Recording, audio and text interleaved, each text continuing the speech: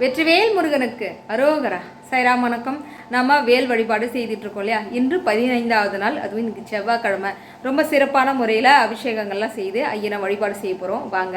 அதற்கு முன்பு இன்றைய வீடியோ பதிவாக நம்ம கந்தபுராண தொடர் வந்திருக்குங்க, 20வது பாகம்.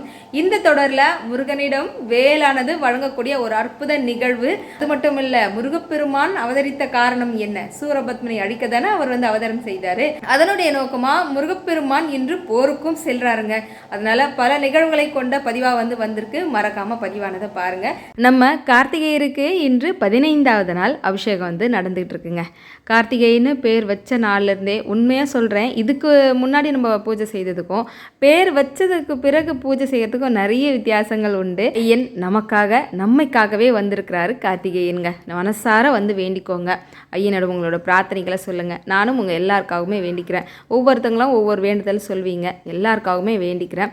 இப்போ அடுத்தது நமக்கு ஸ்கூல் ஓப்பன் ஆக போகுது இல்லையா? அதனால பிள்ளைங்கள் எல்லாரும் நல்லபடியாக, சின்ன பிள்ளைங்க, அதாவது எல்கேஜி, ஃபஸ்ட் ஸ்டாண்டர்டு, இந்த மாதிரி இப்போ தான் ஃபஸ்ட்டு சேர்க்குற பிள்ளைங்களாக இருந்தாலும் சரி, விடுமுறை முடிஞ்சு ஸ்கூலுக்கு போகக்கூடிய பிள்ளைங்களாக இருக்கட்டும், நல்லபடியாக பத்திரமா போயிட்டு வரணும், நல்லா படித்து வாழ்க்கையில் முன்னேறணும் அப்படின்னு கார்த்திகேயனிடம் ஒரு கோரிக்கை வச்சு தான் இன்றைய பூஜையானதை நான் செய்திருந்தேங்க.